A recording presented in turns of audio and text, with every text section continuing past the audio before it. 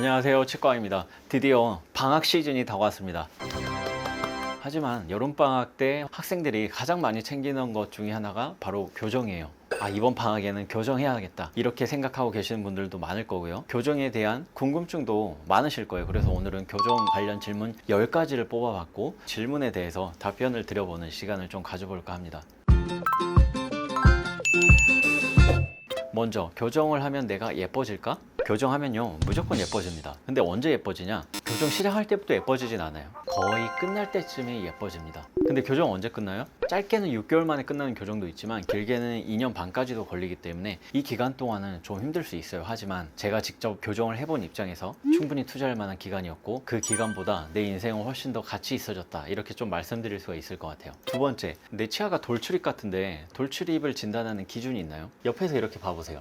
옆에서 이렇게 봤을 때 여기서부터 코끝 그리고 입술의 시작 이렇게 이었을 때 100도 정도면은 굉장히 이상적인 상태예요. 하지만 이 각도가 뭐 70도 이렇게 되면은 사실은 돌출입일 가능성이 높죠. 그렇다고 해서 무조건 돌출입인 것도 아니에요. 왜냐면 돌출입의 종류가 굉장히 많기 때문에 섣불리 나는 너무 돌출입인 것 같다 이렇게 판단하지 마시고 정확한 진단은 교정치과에 가셔서 받아보시면 좋겠고요. 세 번째 질문, 저는 주걱턱인 것 같은데 양악수술 해야 될 것 같아요. 근데 교정으로도 가능할까요? 이렇게 말씀하시는 분들도 많아요. 맞습니다. 대부분 주걱턱은 양악수술이 필요한 경우가 많아요. 근데 위에 턱이 작아서 생긴 주걱턱도 있잖아요. 이런 경우에는 교정으로도 충분히 해결 가능한 경우가 많기 때문에 교정치과에서 진단을 받아보시는 게 더 필요해요. 무조건 나 양악수술 할 거야 이렇게 생각하지 마세요. 네 번째 질문, 교정 어떤 시기 하는 게 가장 좋을까요? 이런 질문도 있어요. 저는 혼합치열기를 추천드리는데 그게 언제냐면 초등학생 때부터 한 중학교 2학년 정도까지입니다. 이때 교정을 하는 게 정말 좋은 이유는 아까 제가 말씀드렸던 위에 턱이 작은 경우에는 위에 턱을 늘려야 되는데 뼈가 말랑말랑해야 되잖아요. 어릴수록 뼈가 말랑말랑하거든요. 그래야 교정할 때 턱을 빨리 늘릴 수 있고 더 좋은 효과를 볼 수가 있어요. 그래서 이런 식의 교정을 하면 치아만 교정하는 게 아니라 뼈도 교정할 수 있기 때문에 정말 추천드리는 시기라고 볼 수 있습니다. 그럼 이 시기 지나면 교정하면 안 되나요? 그렇지는 않죠, 당연히. 50대, 60대 언제 해도 좋은 치료입니다. 다섯 번째 질문, 양악수술이 필요할 때는 어떤 식으로 교정을 진행해야 되나요? 양악수술 전에 보통 교정을 술전 교정이라고 하고 양악수술 후에 하는 교정을 술후 교정이라고 하죠. 보통 수술 전에 대략적으로 치열을 맞춰 놓고 그래야 그걸 보고 양악수술 진행하시는 원장님께서 턱의 위치를 제대로 잡을 수 있겠죠. 그 다음에 이제 수술이 끝나면은 미세하게 또 한번 맞추는 교정을 진행을 합니다. 굉장히 큰 수술이죠. 이 양악수술을 할 때도 TMI이긴 한데 르포트 1, 2, 3라는 수술 방법이 있어요. 어느 부위에 턱뼈를 절단하느냐 이거와 관련된 구분인데요. 옛날에 이 두개골을 높은 건물에서 던져봤대요. 이걸 던져보니까 항상 일정한 패턴으로 턱뼈가 깨지는 거죠. 그래서 여기가 절단하기가 쉬운 부위고 우리가 이용할 수 있겠구나 해서 그렇게 1, 2, 3 이렇게 만들어졌다고 합니다. 좀 무서운 얘기이기도 하죠. 여섯 번째 질문, 임플란트도 해야 되고 교정도 하고 싶어요. 뭐부터 해야 되나요? 하게 되면은 교정으로 해서 움직일 수가 없어요. 하지만 치아는 움직일 수가 있죠. 그래서 교정을 먼저 해서 치아 이동을 다 맞춰 놓은 다음에 그 다음에 임플란트를 하는 게 맞습니다. 자, 일곱 번째는 교정장치는 어떤 걸 사용하면 좋을까요?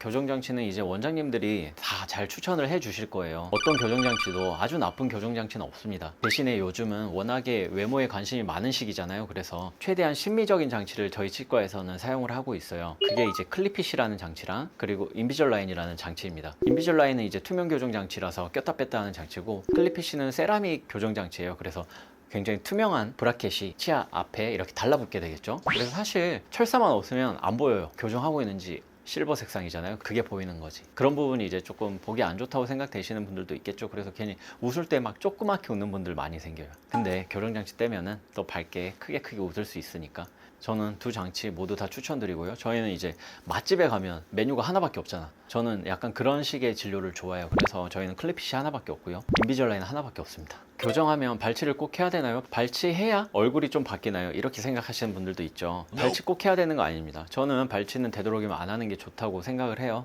저도 교정하러 갔을 때 발치 꼭 해야 된다고 했었는데 발치 안 해도 되는 교정치과를 찾아서 결국에는 발치 안 하고 교정을 한 케이스고 지금 굉장히 만족스러워 하고 있거든요. 그래서 되도록이면 발치를 안 하면 좋다. 하지만 필요할 때는 해야죠. 어쩔 수 없이.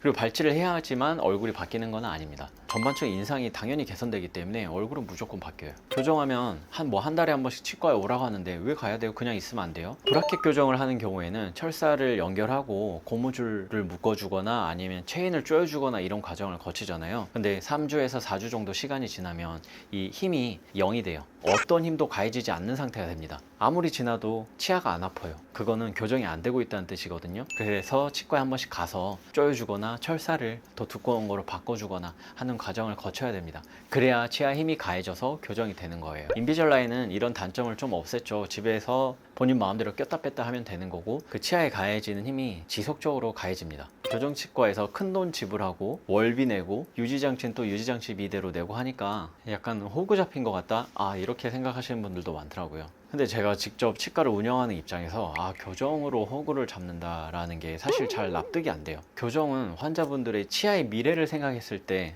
교정하는 게 좋다고 생각할 경우에만 교정을 진행하고 있기 때문에 큰 돈을 벌겠다 이런 생각은 잘 안 들거든요. 예전에 그 강남에 유명한 치과라고 있잖아요. 이런 치과처럼 완전히 저렴한 가격으로 호구 잡으려는 치과들도 분명히 있어요. 강남역에도 최근에 그런 치과가 하나 있었는데 폐업했죠. 그런 치과들만 조금 조심을 하면 되는 거지 그 외에 일반적인 치과에서 교정으로 환자를 호구 잡겠다 이런 마음을 하는 치과는 제 생각에는 거의 없을 것 같아요. 그래서 그런 부분은 크게 걱정 안 하셔도 될 것 같습니다. 대신에 그것보다 더 중요한 거는 원장님이랑 소통하는 것, 그리고 내가 원하는 치아의 교정 후의 모습과 원장님이 생각하는 이 치아의 교정 후의 모습이 일치하게 만들어 나가는 게 진짜 중요해요. 내 기대치는 이 정도인데 원장님의 기대치는 이 정도면 나중에 싸우게 돼요. 그래서 이 기대치를 서로 맞춰 나가는 과정이 필요하겠죠. 그래서 소통이 잘 되는 치과 강조드리면서 오늘 영상은 좀 마무리하겠습니다.